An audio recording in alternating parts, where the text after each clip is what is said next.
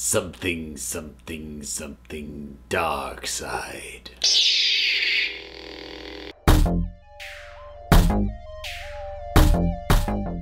I'm really running out of ways to intro the Star Wars episodes. Hey everybody, so let's talk about Star Wars again. I kind of thought I was done talking about this after I did my second video because I thought I had ranted out everything that I had to say about the movie, and because after I did my second video, like I've still got problems with The Last Jedi. They haven't gone away.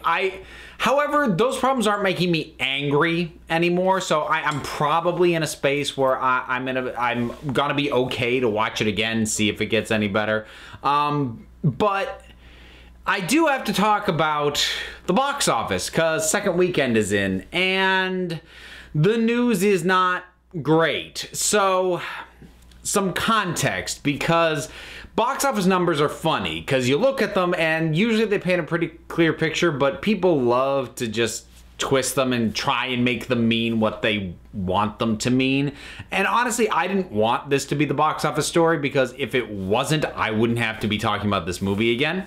But basically, the second weekend drop-off that this thing had from its first weekend was just shy of 69%. Now, if you don't follow box office numbers a lot, anything over 60 is bad. General rule of thumb, if you can keep between 50 and 55, you're doing pretty good. Now, for comparison, The Force Awakens in its second weekend dropped less than 40% and actually maintained only dropping off that little in its third weekend. So that movie had really good legs as far as these things go, because honestly, anything under 50, that's an amazing retention. But just under 69%, it's not quite there, but that is closer to Batman v Superman second weekend drop off. So no matter what you try and tell me about what's going on, you know, in international box office and this or that, like, that is the kind of drop off, especially compared to what the retention was on the last film that was in this primary series. I guarantee you that there are conversations going on at Lucasfilm, if not at Disney as well right now, because that's a big hit versus what the previous numbered saga film did. So the question now becomes, what happens next?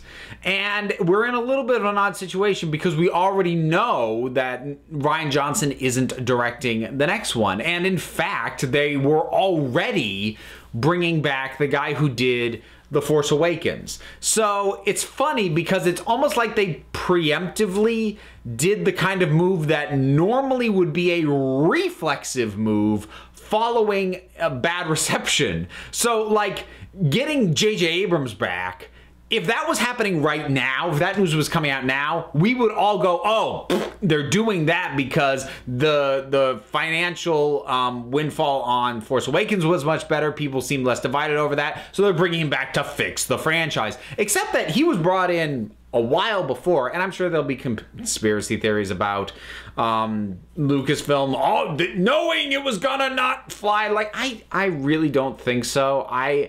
Everything about the lead up to this, and hype is weird, because when a marketing arm really heavily pushes something, sometimes it's because the studio has faith in it, and sometimes it's because they think they have a massive turd and they need to get as many people's butt in the seats the first weekend as possible before word of mouth gets out.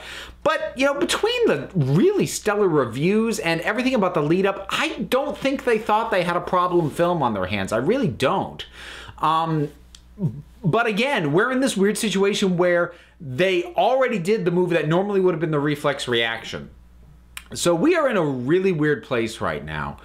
And even before this box office news came in, I think J.J. Abrams was already in an unenviable position, because I think one of my big problems with The Last Jedi is that regardless of which you like better, whether it's The Force Awakens or whether it's The Last Jedi, I think it's hard to argue that it is not painfully obvious that they were made by different filmmakers who had different interests, different fundamental things about this franchise that they wanted to do or wanted to explore.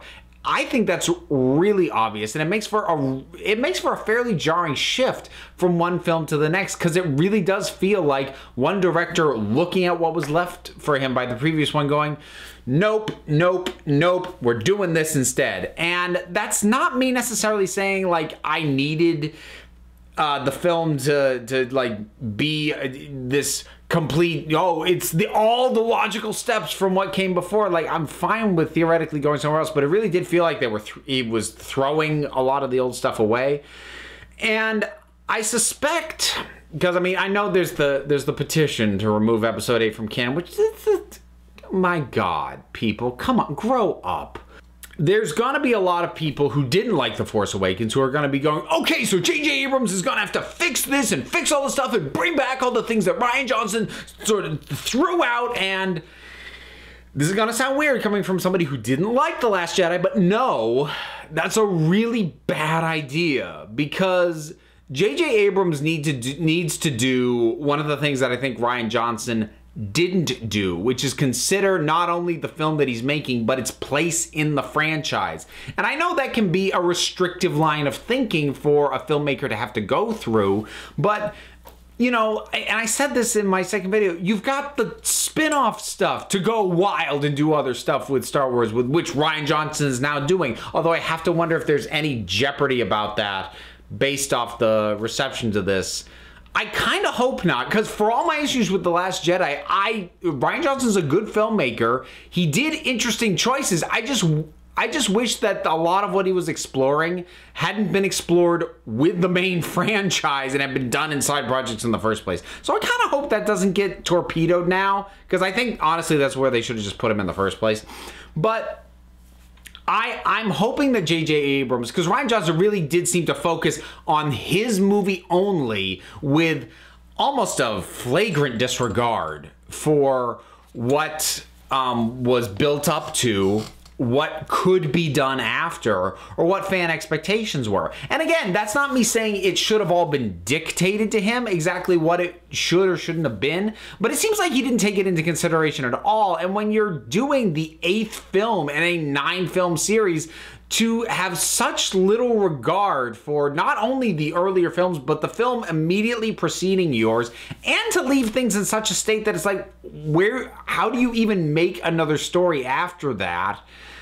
It really does feel like he had such tunnel vision on making his movie, and in my opinion, to the detriment of not the Star Wars brand, but to the numbered saga as a whole.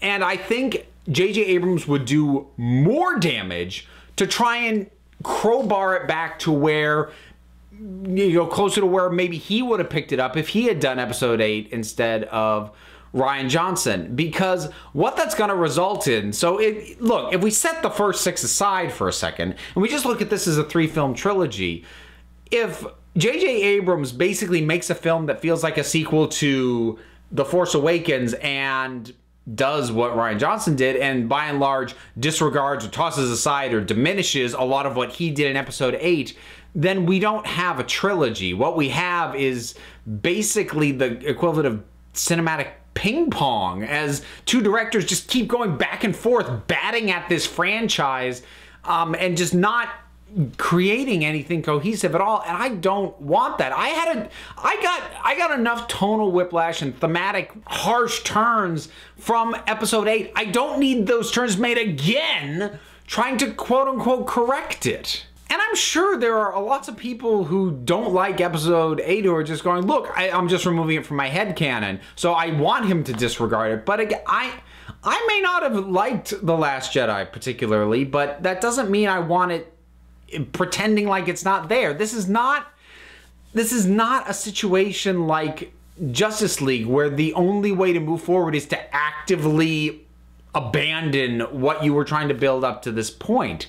I don't think that's necessary, because even if you don't like a lot of what happened, and I have issues with a lot of what happened, it is better for the franchise, it is better for the story as a whole to move forward rather than to go back and try and fix the last movie, because then episode 9 is not its own story. It's not a story in and of itself. It's a corrective. And it's almost impossible to be a good, energetic, well-made, well-told, engaging story while also primarily trying to correct something previously. Again, that was a big part of Justice League's problem. And again, I was pleasantly surprised by Justice League. It's not a particularly good movie, though, because so much of what's going on in it is bogged down in trying to redirect this entire franchise of the DCEU, and telling its own story is secondary, maybe even tertiary to that. And I don't want to see Star Wars fall into that trap. Now, that said, I don't envy J.J. Abrams' position, because, like I said, it really does feel like Rian Johnson not only wanted to do his own thing, he kind of really kicked J.J. Abrams' stuff. It's like, I'm not just going to do my own thing. I'm going to get that stuff out of here. I don't want that anywhere near me. So I imagine it is probably going to be really frustrating for him, but I don't need this. Now that we've sort of whipped one way, I didn't enjoy it. I'm not going to enjoy it if you try and whip me back again. And it's not like I necessarily like being over here, but like, if anything, like, maybe gently ease me back. Don't try and yank me back into more of what The Force Awakens was. And I'm using these terms, and I know it's a little bit weird because it's hard to quantify, because I'm largely talking about just how the whole things have approached the general feel and vibe from film to film these last couple, because honestly, it's just weird. I mean, going from The Force Awakens to The Last Jedi, that is a weird shift. And I don't want another weird shift. So, and I honestly think J.J. Abrams could make a movie that caps off this trilogy that doesn't feel as at odds, because J.J. Abrams, one of his really great skills, possibly even his primary skill, is being really good at assimilating and sort of adopting the technique and the feel and the vibe of other filmmakers. I mean, it's what made him really ideal to make on The Force Awakens in the first place. It's why he did things like Super 8, which felt so much like Spielberg. Like, he's just really good at that, and I think that he can adopt enough of what Rian Johnson did in terms of tone and feel and look to create something that feels like a smooth transition out of that, and not the jarring transition from Force Awakens to The Last Jedi that we got before. So again, as much as I don't really like The Last Jedi very much, I'm not thrilled with this news, because I don't want the possible resulting chaos to just get me a really wonky, middling, just trying to correct continuity 9th film. This is something I didn't really talk about too much in my videos before on episode 8, and I'll try not to bog this one down in it too much, but something that I've come to a better realization of since I've made those earlier videos is that Episode 8 feels like an ending, like a total ending. And not just because that last shot really feels like it's a shot that should go at the very end of the saga as a whole, but it's because all the characters feel like their journeys are kind of done. So, in terms of the characters who had decisions and journeys to make, Kylo Ren makes his choice. Rey makes her choice. Finn comes to a better understanding of himself, makes his choice. Poe grows a bit as a character, and it doesn't feel like there's decisions left to be made at this point. So it's not like I needed a cliffhanger at the end of the thing, but if you're gonna make the comparison to The Empire Strikes Back, which I know is a popular thing for defenders of the film to do, because they like to point out that reception was actually pretty divided for Empire Strikes Back when it first came out. But one of the things I would point to is, at the end of that movie, even if you set aside the cliffhanger of can they rescue Han, there were a lot of journeys that weren't complete. Like, you didn't know how the knowledge that Luke just got about Darth Vader being his father was going to affect him, and what choices he was going to make as a result of that. Lando just came on board. How much can we trust him? We don't know what choices that character is going to make. Having now learned this new information about Vader,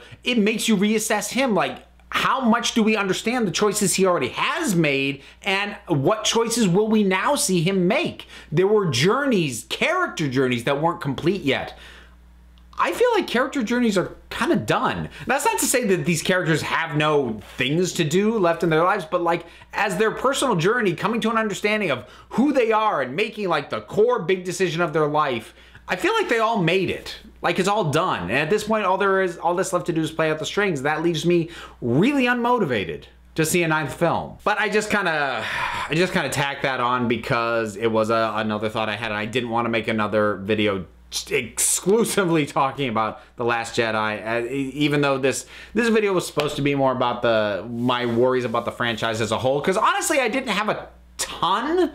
I had some coming out of The Last Jedi. I've got even more now with the box office, because when studios start to scramble and panic is when they do really dumb stuff, because Justice League was made as a result of a scramble and a panic. Arguably BVS was too. That one's a little bit more debatable, but some other thing, Amazing Spider-Man 2 was the result of a scramble and a panic, because Sony was a little bit underwhelmed with Amazing Spider-Man 1. It was so desperate to launch a whole franchise of films that they scrambled and got desperate and made that mess. Universal desperately wanted a cinematic universe, and in the scramble to try and create one, we got The Mummy. When studios get panicky and scrambled, we get really bad movies. So I don't know what the plan for Star Wars was prior to these box office numbers, but I just hope that it's not getting thrown into chaos as a result of these box office numbers. If they want to take a quick second look at it, fine-tune it, okay, but I really hope that there aren't right now boardrooms full of yelling executives pointing fingers saying we need to change everything, because that's just going to result in a lot of really bad movies. And 2017 was an odd year for me at the movies, because there were a lot of movies that caught me off guard in a good way, but there were a lot of disappointments, and most of the disappointments were from films that I was really looking forward to in franchises that I had trusted up to that point. And I don't need Star Wars to start to enter into the same realm that the DCEU landed in after a while for me. So that's sort of where my brain has gone as a result of the box office numbers that we found out for Star Wars The Last Jedi in its second weekend. What are your thoughts on all this? Whatever they are, drop something down in the comments. Let's talk about it. All the stuff. Like, subscribe. I'm on Twitter. I got a podcast. Links for all that stuff's down in the description. And until next time, this council is adjourned.